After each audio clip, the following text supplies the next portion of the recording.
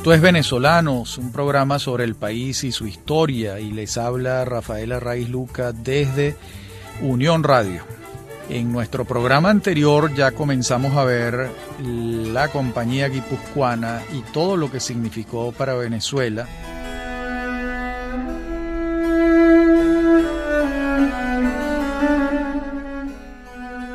Muchos estudiosos, historiadores, se debaten unos a favor, otros en contra, en el sentido siguiente: los que están a favor se preguntan si fue beneficioso para Venezuela la presencia de la compañía guipuzcoana, y los que están en contra toman partido diciendo que no lo fueron. Y hay posiciones, por supuesto, intermedias, valorativas de una causa o de la otra. Lo cierto es que la compañía guipuzcoana, al plantearse como un monopolio comercial, que a su vez tenía el poder político también, porque el gobernador designado por la corona para la provincia de Venezuela era también un factor, un funcionario de la compañía guipuzcoana. Ahora, ciertamente hay dos tipos de afectados por el trabajo de la compañía: los llamados grandes cacaos, que eran los terratenientes, los poseedores de grandes extensiones de tierra. Por lo general eran los nobles caraqueños, me refiero al conde de Tovar, el conde de San Javier, el marqués del Mijares, el marqués del Valle de Santiago, el marqués del Toro, y también los productores menores, que los va a representar, como veremos luego, Juan Francisco de León y su rebelión de 1749-1751, que veremos en su momento. De modo que sí, ciertamente los productores locales se ven afectados por la fijación de precios para la compra de sus productos y la fijación de precios para la venta de los productos que trae la compañía guipuzcoana desde España. De modo que ellos van a estar en un mundo muy inconveniente. Veremos luego cómo también la rebelión de Juan Francisco de León para algunos es una rebelión precursora de la independencia, como lo fue para Arístides Rojas, y cómo para otros, como Eduardo Arcila Farías, se trató de una revuelta en contra del monopolio de la compañía guipuzcoana y en ningún caso una proto-revuelta independentista, como señalaba Rojas. Y también hay una discusión sobre la causa de la disolución de la compañía guipuzcoana. ¿Por qué se disuelve? Para Arcila, cito: la causa principal debe verse en el criterio que predominó en el gobierno de Carlos III, colocado en el camino de la libertad de comercio desde su decreto de 16 de octubre de 1765. A nadie debía sorprender que un paso más fuera adelantado en este camino. Esto es cierto, pero la compañía guipuzcoana cesa en sus funciones en 1784, o sea, 19 años después del decreto de libre comercio de Carlos III. Y cabe la pregunta, bueno, ¿por qué se extendió tanto? ¿Por qué se extendió tanto? De modo que una de las causas de la disolución de la compañía probablemente fue el decreto, pero junto con otros factores, porque de lo contrario no se entiende casi 20 años entre el decreto y la disolución. También se argumenta que el decreto no deshace a la compañía, sino que propone la libertad de comercio, que la negaba de hecho la existencia de la compañía. Pero en todo caso, estos son discusiones de especialistas sumamente interesantes, pero no vienen al caso ventilarlas de manera tan específica. Lo que sí es muy interesante ventilar son las opiniones sobre cuál era la situación de la compañía y de Venezuela hacia el final de la existencia de la compañía guipuzcoana. Esto lo trabaja de manera muy interesante Gerardo Vivas Pineda en su libro La aventura naval de la compañía guipuzcoana de Caracas. Dice Vivas Pineda: la compañía asienta la marcha de sus giros sobre tres pilares fundamentales: los privilegios concedidos por la corona, su propia flota mercante y la alta rentabilidad de sus operaciones comerciales. Claro, la alta rentabilidad de sus operaciones comerciales no se debe a las destrezas empresariales de la compañía guipuzcoana que estaban compitiendo en un mundo de mercado libre. Por el contrario, la alta rentabilidad se debe al monopolio. La tenían muy fácil. Fijaban los precios de compra de los productos y fijaban los precios de venta de lo que ellos traían a Venezuela, de modo que así cualquiera tiene una alta rentabilidad en sus operaciones. Sin embargo, el propio Vivas Pineda señala que la situación de la compañía guipuzcoana al final de su existencia era muy precaria porque había prestado grandes cantidades de dinero a los productores para que cultivaran la tierra y que posteriormente les vendieran a ellos los frutos de su trabajo. Y la recuperación de esos préstamos no fue al final de la compañía todo lo rápido que se esperaba y la situación era sumamente comprometida para la compañía guipuzcoana, por lo que Vivas Pineda también considera que este fue uno de los factores para que ello ocurriera. Sumado, ¿verdad?, al factor que señalamos de Arcila con anterioridad. También en esta discusión de trabajos, de investigaciones apasionante, está la opinión de Michael McKinley, en un libro que yo estimo muchísimo, se titula Caracas antes de la independencia. Este es una tesis doctoral de McKinley en la Universidad de Cambridge, en el Reino Unido. Hoy en día McKinley es un funcionario diplomático norteamericano. La última huella que tuve de él, supe que estaba de embajador de los Estados Unidos en Bogotá, en Colombia. Este trabajo de McKinley, que vivió en Venezuela mientras hacía su doctorado y su investigación en los archivos, es un extraordinario libro. Allí dice McKinley, voy a citarles un párrafo: el estado de la economía de la provincia en 1777 no era particularmente sano. La guipuzcoana, nominalmente a la cabeza de esta economía, se hallaba en la poco envidiable posición de haber prestado más de 2 millones de pesos en la provincia, suma que sobrepasa el valor de las exportaciones totales anuales y que la compañía tenía pocas oportunidades de cobrar. Sus intentos de contrabando no lograban resolver sus problemas de liquidez y su participación en el comercio para proporcionar esclavos a la provincia resultó un fracaso. Los productores agrícolas de la provincia y los comerciantes no vinculados con la compañía también habían recurrido al contrabando en busca de precios más altos para sus productos e importaciones más baratas y más abundantes.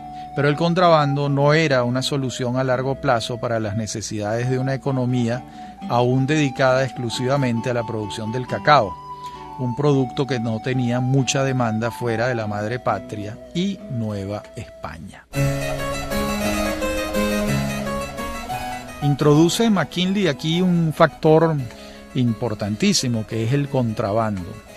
Vamos a plantearlo de esta manera: cuando termina la compañía, los registros de exportación de cacao de Venezuela crecen de un año a otro de manera asombrosa. Eso puede deberse a que el crecimiento del cultivo y de la exportación de un año a otro puede crecer en un porcentaje cercano al 100%. Imposible. ¿Qué refleja entonces esa cifra? Refleja que había una producción mayor que la que declaraba la compañía guipuzcoana. Esto podía deberse a dos factores: a que en efecto había una producción muy alta que se iba por el contrabando, que no la contrabandeaba obviamente la compañía guipuzcoana, y que esa producción no entraba en los registros. Y el otro factor, que también cobra mucha fuerza la hipótesis, es que la compañía guipuzcoana también contrabandeaba cacao. Es decir, que hacía las dos cosas, que reservaba una parte importante para enviarla a España de acuerdo con la solicitud del rey, y que había otra parte que la vendía en otros mercados a precios mejores que los que la propia compañía pagaba. Es un caso sumamente curioso. Esta especie la va a presentar Arcila Farías como una de las posibilidades en esa investigación tan extraordinaria del maestro Arcila Farías. De modo que estos son los años de la Compañía Guipuzcoana y cómo el contrabando, que fue el motivo por el que nació la Compañía Guipuzcoana, es el motivo central por el que el rey la crea en 1728, sigue siendo un factor fundamental 50 años después. Lo que quiere decir que el monopolio de la Compañía Guipuzcoana no resolvió el principal problema del contrabando, sino que por el contrario, lo estimuló. Porque sí es cierto que el sistema crediticio de la Compañía Guipuzcoana de prestarle recursos a los productores para que aumentaran su producción funcionó y la producción de cacao creció notablemente, pero esa producción no se iba toda en los barcos de la Compañía Guipuzcoana, sino que también se iba por los caminos verdes del contrabando. En la siguiente parte del programa continuaremos revisando este tema fascinante de la Compañía Guipuzcoana y el contrabando, fundamentalmente de cacao, que era la producción principal de Venezuela en este periodo del siglo XVIII. Ya regresamos.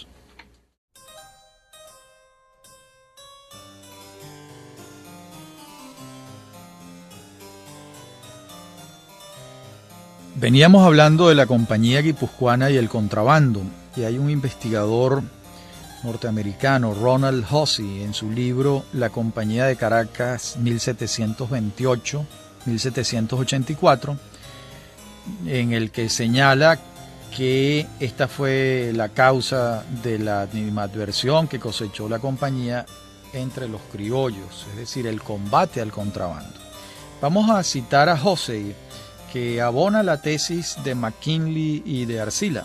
Dice Hussey: la Compañía de Caracas frecuentemente fue culpable de dirigir su monopolio en perjuicio de la colectividad, culpable por su intervención en el comercio legal de sus competidores, y merece reproches por su política de precios. Ciertamente, algunas veces creó escasez de mercancías y faltas de mercado para los productos de Venezuela. Con frecuencia, sus agentes fueron hombres dominantes, bruscos y sin tacto. Los ministros reales, con algunas excepciones, fueron criaturas suyas, pero la compañía hubiera sido odiada igualmente si no hubiera tenido nada de esto. Los venezolanos vieron su mayor pecado en su oposición al comercio de contrabando. Y esto es cierto, y además unida a tirios y a troyanos, porque el monopolio de la guipuzcoana perjudicaba tanto a los grandes cacaos que mencionamos como a los productores pequeños que preferían vender el cacao por la vía del contrabando que entregárselos a un precio muy bajo que apenas cubría los costos de producción, entregárselos a la Compañía Guipuzcoana en esas condiciones. De modo que las molestias de los criollos en relación con la compañía no son un invento. Otros trabajos muy interesantes, el de Montserrat Gárate Ojanguren en su libro La Real Compañía Guipuzcoana de Caracas. Esta es una visión muy vasca, muy vizcaína, que ella considera que fue una gran empresa, que actuó con gran eficiencia, a pesar de las intromisiones del rey. Realmente es una visión desde allá para los intereses de los vascos y de la corona. Nosotros estamos ofreciendo una visión desde acá. También conviene señalar una visión desde allá. Es decir, con todos los problemas que tuvo la Compañía Guipuzcoana, resultó un buen negocio para los que la ejecutaban. Por supuesto, un muy mal negocio para los perjudicados, es decir, los criollos venezolanos. Todo depende del cristal con que se mire, dice el refrán.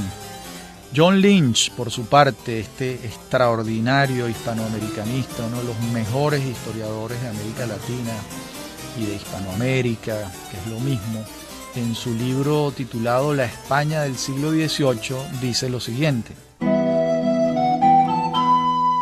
la Compañía de Caracas expulsó a los holandeses, se apropió del comercio del cacao, introdujo nuevos productos como el tabaco el índigo y el algodón, y en el plazo de 20 años convirtió una provincia dominada por la pobreza en una economía exportadora que producía un excedente para la metrópoli.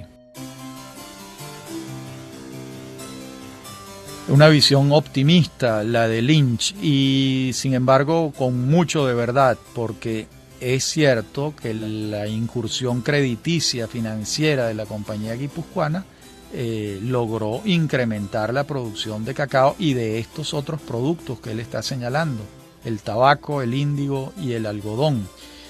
Eso no lo ponemos en duda, lo que ponemos en duda es la conveniencia para los criollos de la existencia de un monopolio comercial. Reconoce Lynch más adelante, después de este párrafo, que la Compañía de Caracas era detestada en Venezuela. Es decir, concluimos que era amada por unos y detestada por otros, dependiendo de a quién beneficiaba. De modo que podemos comenzar a llegar a algunas conclusiones sobre la Compañía Guipuzcoana. La primera es que desempeña un papel histórico, sin la menor duda, en la medida en que acentúa la capitalidad caraqueña. Al establecerse en La Guaira y en Caracas, y el gobernador establecerse en Caracas, se acentúa la capitalidad caraqueña de la futura República de Venezuela. De eso no hay duda. Sí está en discusión o si trajo beneficios económicos para la provincia de Venezuela. Que haya traído beneficios económicos para la corona y para los vizcaínos, no hay duda. No siempre, pero en líneas generales el balance es positivo para ellos. ¿Será positivo para los criollos? Bueno, pues no del todo, por todas las circunstancias que hemos señalado. Que un monopolio fija el precio de entrada de los productos y el precio de salida de lo que se produce, y no deja margen al libre mercado, lo que termina perjudicando a los productores. Obviamente esta situación es la que va a explicar la rebelión de Juan Francisco de León, que la veremos más adelante, que se rebela absolutamente frente al monopolio comercial de la Compañía Guipuzcoana. Hay un punto intermedio en el que sí hay que convenir que fue positiva, en el sentido de que la producción se incrementó gracias al financiamiento de la compañía. Eso es cierto, y con la desaparición de la compañía, quien terminó beneficiándose con ese incremento de la producción fue la futura nación venezolana, porque el crecimiento de la agricultura había sido ostensible, al punto tal que ya entrado el siglo XIX, Venezuela era de las provincias españolas en América la tercera en productividad, pero con una circunstancia muy importante. La primera era México, la segunda era Perú y la tercera era Venezuela. Pero México y Perú eran productores, si se cabe la palabra, extractores de minerales, más bien extractores de minerales, de oro y plata, mientras Venezuela era productora agrícola. ¿Y con qué potencia, con qué fuerza? De modo que para ser salomónicos también el factor del crecimiento de la producción va a deberse en buena medida a el sistema financiero de la guipuzcoana, que tendió a favorecer a los pequeños y a los grandes productores e incrementó básicamente la producción nacional. De modo que este es el panorama de la compañía guipuzcoana. La producción subió. ¿Cómo podemos saber que la producción subió? Pulsando los registros posteriores a la disolución de la compañía, donde vemos claramente, como dije antes, que de un año a otro la producción no ha podido crecer en esas magnitudes, lo que quiere decir que durante muchos años antes la producción era mayor a la declarada. Esto es importante señalarlo, y señalar también algo que es curioso, y es que tanto los grandes productores como los productores más pequeños sobrevivieron en un ambiente tan hostil, con grandes dificultades, pero sobrevivieron. Y lo que les permitió sobrevivir, aunque suene paradójico, fue el contrabando. Es decir, ellos seguramente se veían en la necesidad de venderle una parte de su producción a precios inconvenientes para ellos, a vendérsela a la compañía guipuzcoana. Pero otra parte de la producción salía por los caminos verdes y alcanzaba precios mejores, con lo que lograban contrarrestar las pérdidas por los precios fijados por la guipuzcoana.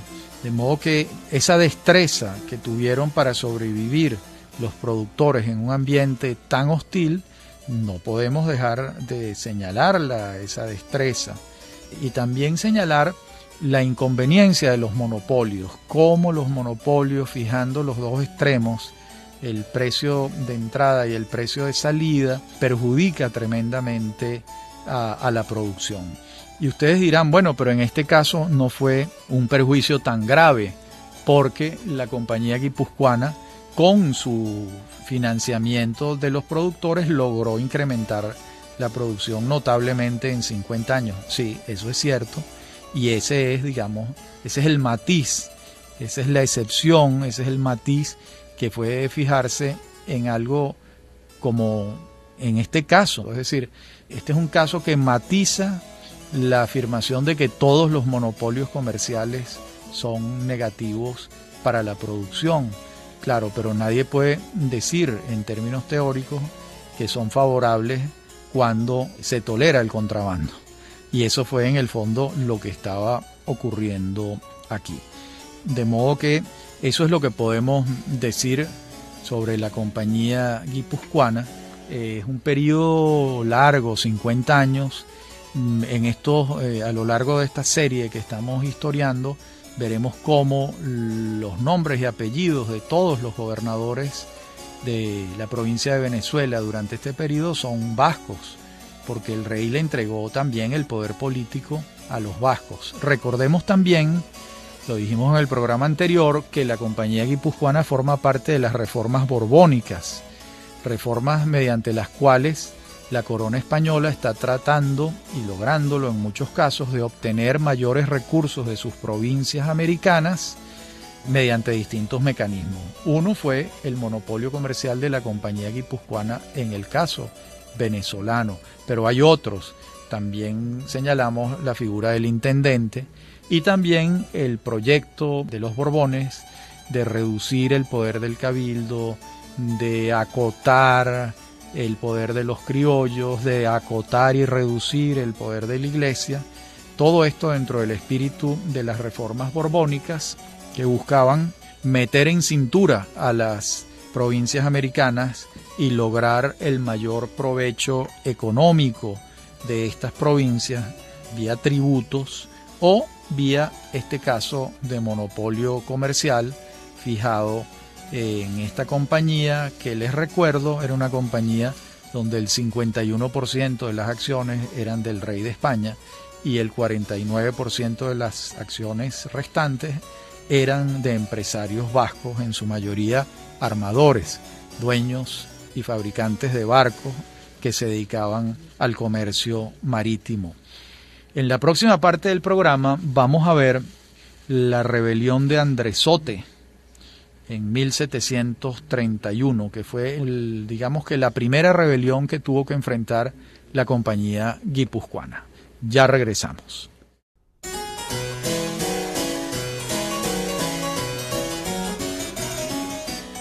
En la parte anterior del programa señalábamos que íbamos a trabajar ahora la figura de Andresote.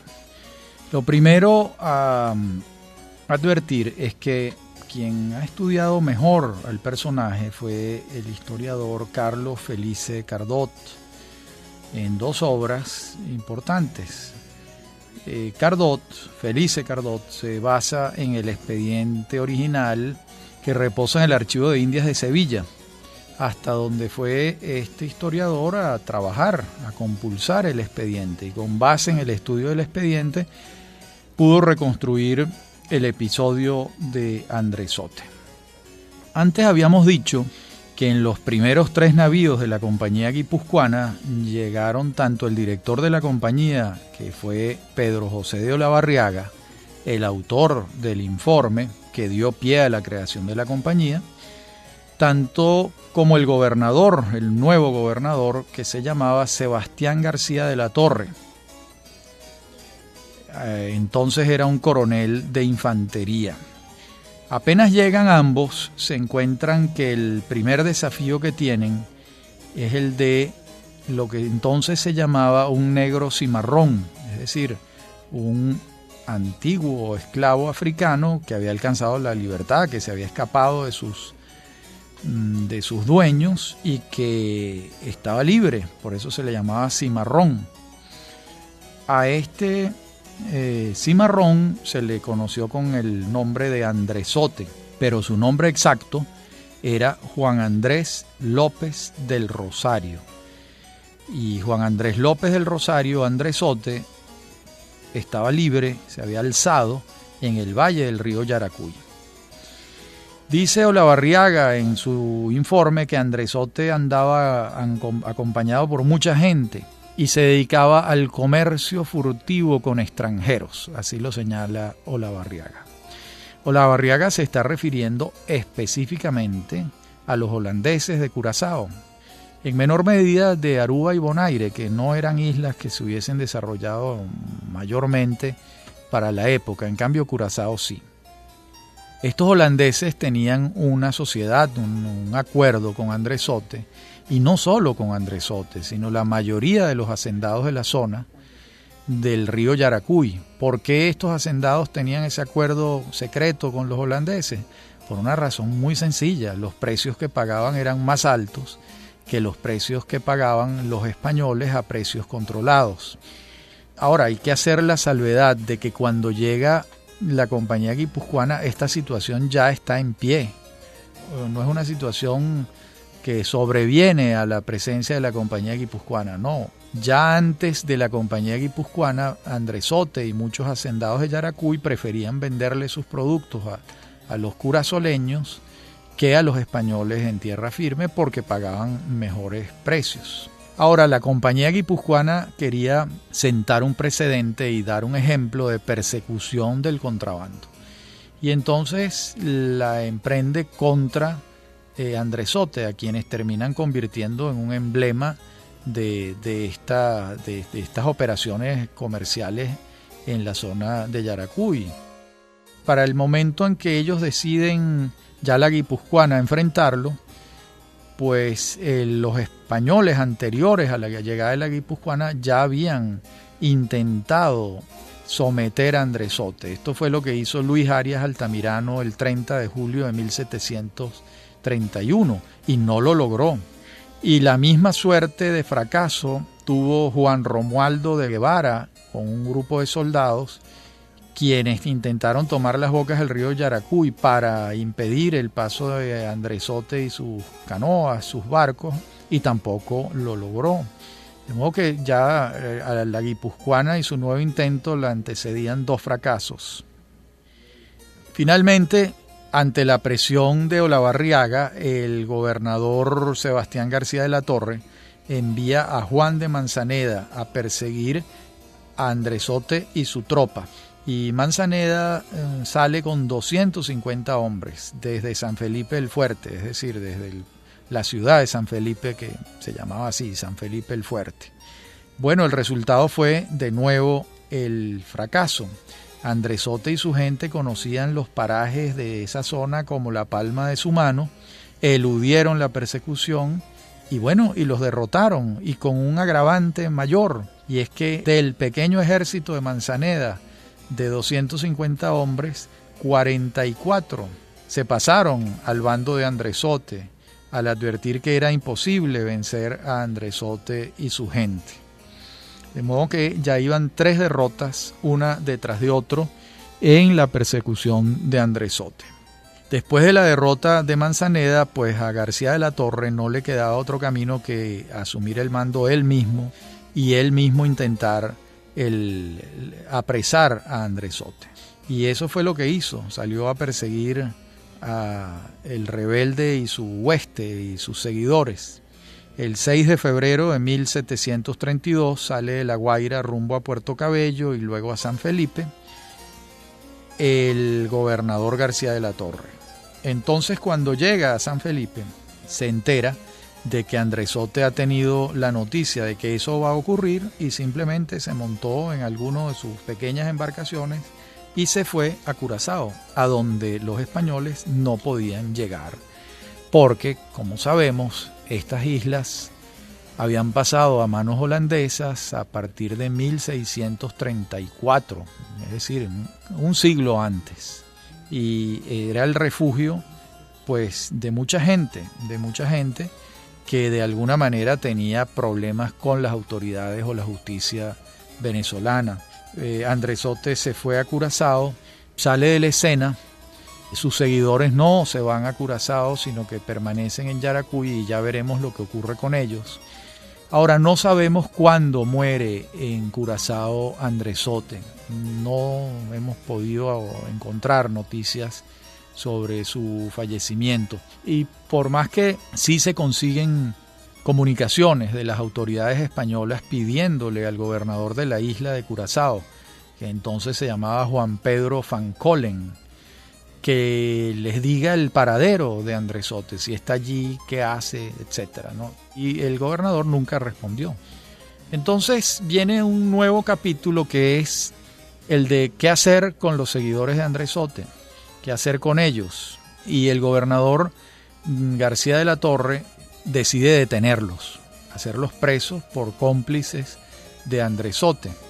Esto no solo suponía a los seguidores de Andresote, sino a productores y comerciantes de Nirgua, con quienes Andresote tenía arreglos ya de mucho tiempo establecidos, y a quien García de la Torre también sale a perseguir, a intentar colocar cerca de la justicia.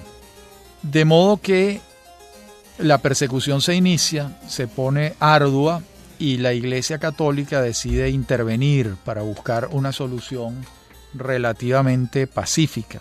Y es entonces cuando el obispo José Félix Valverde comisiona a 2 frailes capuchinos para que intermedien entre los alzados y el gobierno. Esos frailes son Salvador de Cádiz y Tomás de Pons.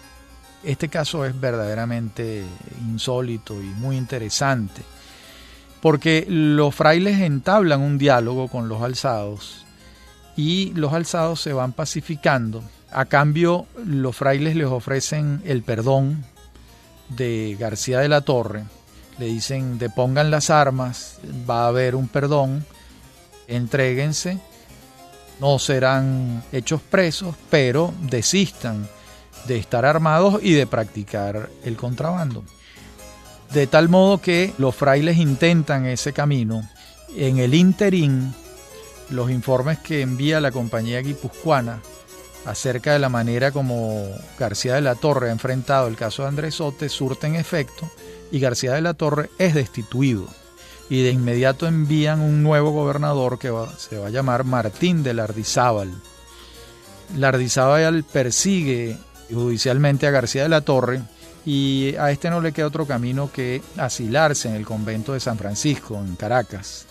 Desde allí salió hacia España en 1735, y allá el rey y la corona en general se olvida de sus errores y queda olvidado sin sanción alguna. Y va a ser entonces Lardizábal el que tome el mando en sustitución de García de la Torre. Entre tanto, ha ocurrido algo muy curioso con los frailes, y es que el perdón que ha ofrecido García de la Torre no lo mantiene Lardizábal. Entonces, ¿qué ocurre? Lo que los frailes le habían ofrecido a los alzados, Lardizábal no lo cumple. Entonces, los frailes, uno decide tomar su camino y otro decide tomar otro camino, no hacia Caracas ni hacia San Felipe, sino se van hacia otras zonas del país, y muchos de los alzados los siguen. Los que no siguen a alguno de los 2 frailes son hechos presos y condenados por sus delitos, lo que dejó a los frailes en una situación muy muy complicada, porque ellos habían ofrecido lo que había ofrecido García de la Torre, que era el perdón. Pero el nuevo gobernador no creía que esa era la medida indicada y no tramitó el camino del perdón, sino de la sanción. Esto deja a los dos frailes en una situación muy, muy compleja, ¿no? El episodio de Andresote, como veremos, pues es muy, muy interesante y la historiografía venezolana lo ha considerado de una manera y de otra. Pero eso y otros aspectos vamos a verlos en la última parte del programa, donde vamos a indagar, vamos a ventilar si realmente puede considerarse lo de Andresote como una rebelión frente a la autoridad o si simplemente se trataba de un señor que practicaba el contrabando. Ya regresamos.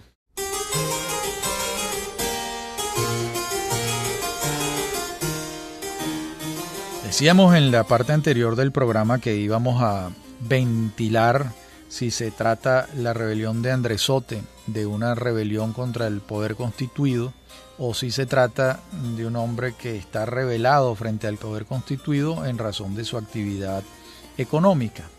Pues cierta historiografía considera que se trata de la primera rebelión. En verdad, de lo que se trata, a mi juicio, es de la primera rebelión que tiene que enfrentar la compañía guipuzcoana, pero no es una rebelión política como tal, porque no hay conciencia política en Andresote y sus compañeros y sus seguidores y los hacendados con quien él comerciaba. En todo caso, Andresote es un hombre libre que se dedica al comercio y que encuentra mejores precios en los comerciantes de Curazao que en la compañía guipuzcoana, incluso antes de la guipuzcoana, que en los españoles anteriores a la guipuzcoana. Ciertamente sí protagoniza una persecución por parte del poder instituido y logra refugiarse en Curazao y nunca ser apresado. No fue así el destino de muchos de sus seguidores, como veremos luego, ¿no? Como lo veremos muy, muy pronto. También es importante señalar que Ramón Aispurua, en su libro Curazao y la costa de Caracas, tiene unas cifras muy interesantes. Él dice que entre 1733 y 1780, la compañía guipuzcoana logra apresar 233 embarcaciones, discriminadas de la siguiente manera: 109 holandesas, 14 inglesas, 16 francesas, 5 danesas y 124 criollas. Esto revela dos cosas. El mayor número es el de las criollas, lo que quiere decir que los criollos estaban contrabandeando sus productos, como lo hemos dicho ya muchas veces. Y el segundo son las 109 holandesas, lo que quiere decir que el grueso del contrabando de esos criollos es con los holandeses de Curazao, sin la menor duda. El hecho de apresar a 233 embarcaciones a lo largo de casi 50 años detuvo el contrabando en lo absoluto. El contrabando continuó, porque el contrabando se fundamenta en el estímulo que tiene un comerciante para encontrar mejores precios para sus productos en un lugar distinto al que le están pagando unos precios menores. Veamos ahora qué ocurrió con los procesados, que eran alrededor de 40, aquellos a quienes García de la Torre había ofrecido perdón y Lardizábal no. Los que seguían al fraile Pons siguieron hacia las riberas del Orinoco. Los seguidores del fraile Cádiz siguieron con él hacia los llanos. Ni unos ni otros se presentaron frente a la justicia. Y lamentablemente los que no se fueron con los dos frailes, la justicia con su mano larga los hizo presos y los procesó. Cuando digo los procesó, lo que quiero decir es que los ajusticiaron o los hicieron presos, lo que fue un tormento muy grande para los dos frailes que en su negociación les habían ofrecido a estos señores el perdón a cambio de que entregaran las armas y abandonaran la actividad del contrabando. Esto fue un tormento muy grande para estos dos frailes, Salvador de Cádiz y Tomás de Pons. Pero bueno, estaba en consonancia con las políticas de don Martín de Lardizábal y Elorza, el nuevo gobernador de la provincia de Venezuela que había enviado la compañía guipuzcoana y que venía a poner mano dura. A su vez, este va a ser el primer gobernador que decide que las faltas de los gobernadores no las suplen los alcaldes, como hasta entonces había sido durante 200 y tantos años del período de los Habsburgo y parte del período de los Borbones. Siempre las ausencias del gobernador las suplían los alcaldes, que en su mayoría, en su totalidad realmente, eran criollos, no eran peninsulares. Ahora Lardizábal decidía que si un gobernador faltaba, lo suplía el teniente general o el auditor de guerra, y no el alcalde del cabildo. Como vemos, estas dos figuras que suplían al gobernador eran figuras militares y no civiles como la de los alcaldes. Esto fue otra vuelta de tuerca en las reformas borbónicas, en el caso venezolano, donde se les restaba atribuciones y poder a los criollos a favor de los peninsulares. De modo que se restringió la autonomía del cabildo y el alcalde y se centralizó el poder, que fue en el fondo el mecanismo de casi todas las políticas borbónicas, llamadas las reformas borbónicas, que buscaban reducir el poder de los criollos, reducir el poder de la iglesia y centralizar el poder en los blancos peninsulares que enviaba la corona desde España. Este episodio forma parte de eso.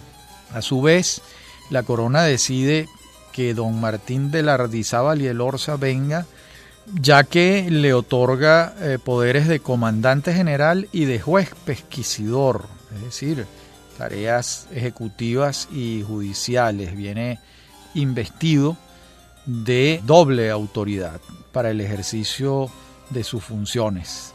Esto lo hace la corona pensando en que quiere darle poderes a Lardizábal para combatir el contrabando, y para ello le otorga los títulos necesarios para el combate contra el contrabando, que era, como sabemos, uno de los motivos centrales para crear la Compañía Guipuzcoana en el territorio de Venezuela. Hasta aquí nuestro programa de hoy. En nuestro próximo programa continuaremos con esta historia ya a partir del periodo de gobernación de don Gabriel de Zuluaga, que va a ser de 1737 a 1746. Pero eso lo veremos en nuestro próximo programa. Habló para ustedes Rafael Arraiz Luca y esto es Venezolanos, un programa sobre el país y su historia. En la producción me acompaña Mary Sosa, en la dirección técnica Víctor Hugo Rodríguez y Fernando Camacho. Me consiguen por correo electrónico rafaelarraiz@hotmail.com y me consiguen en Facebook. Ha sido un gusto hablar para ustedes.